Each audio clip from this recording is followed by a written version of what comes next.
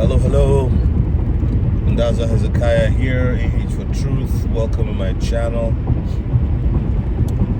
For those of you who are my subscribers, I couldn't get online for a live yesterday. I was struggling with a sore throat. Yeah, so much better this morning, and I'm off to an appointment. I wanted to talk about the temptation to sell your assets early, digital assets.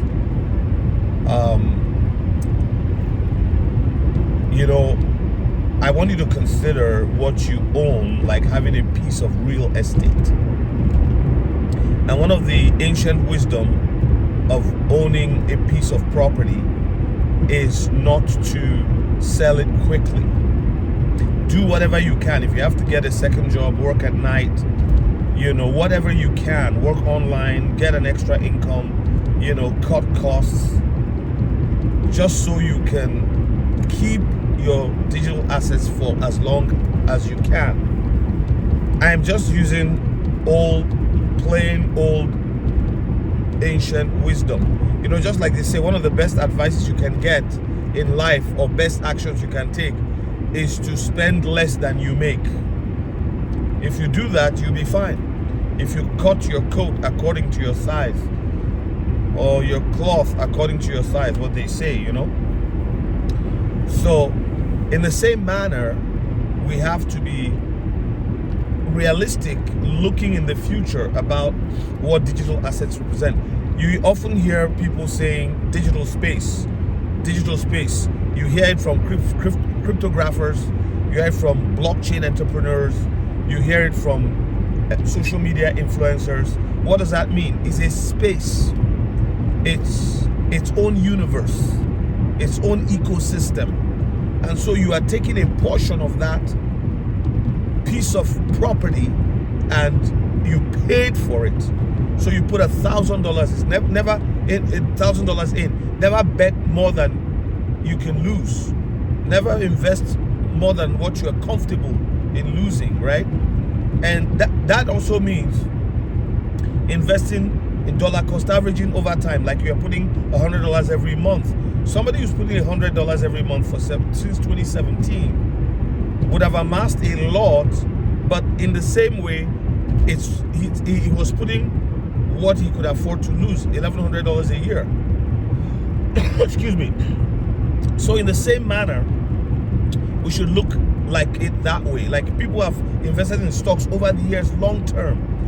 If you want to come into a quick get rich quick scheme with crypto, you'll get hurt eventually, because you're not likely going to be able to repeat it several times. There's some people who do it. They're awake at night, sipping coffee all the time, watching their computer screens.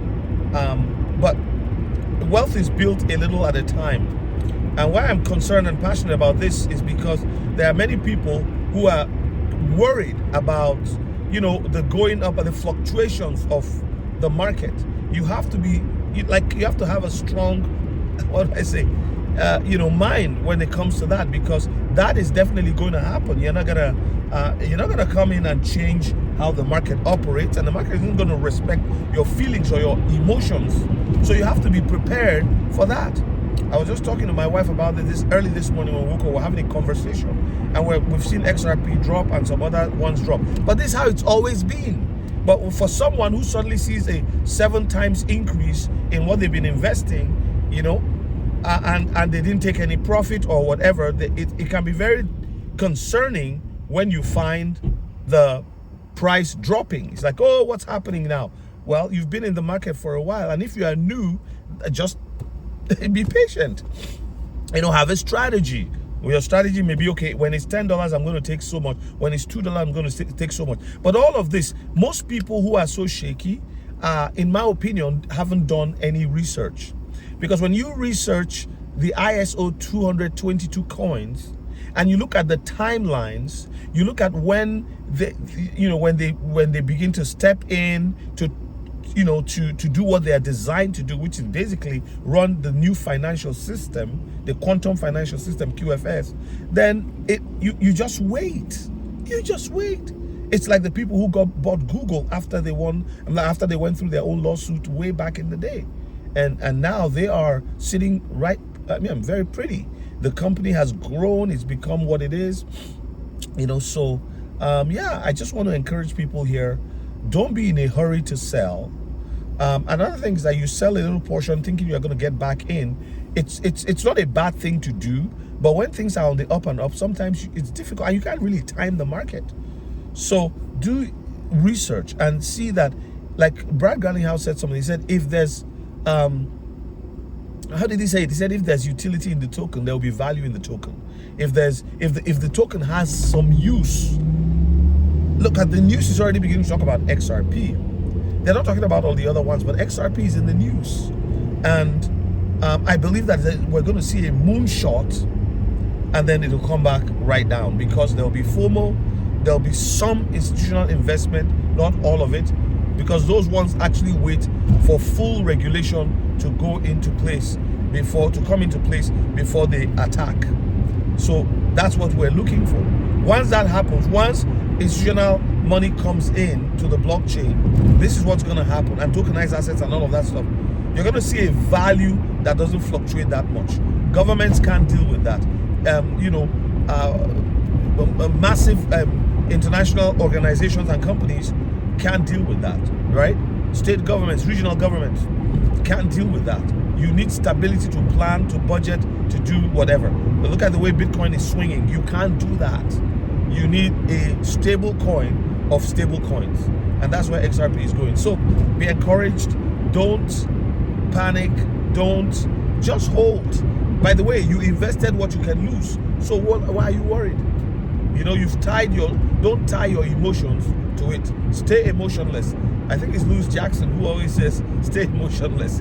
That has become his trademark, right? And it's not easy to do, but it can be learned. You can learn how to stay emotionless and make your decisions based on practical insights that you've received from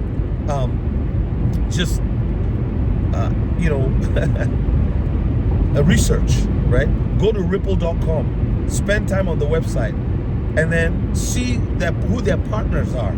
There are a lot of non-disclosure agreements that they have. So you want to see what those are, who with who, but you're not going to see the documents. But there are people who have been able to find information and, see what they're saying. Look at the historical pattern of XRP.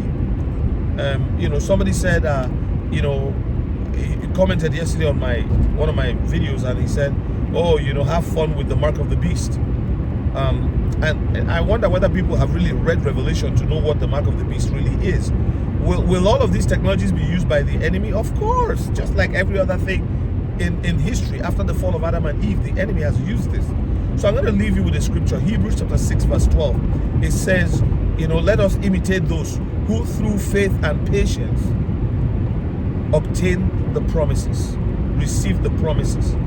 In other words, there's a promise and that God would bless us.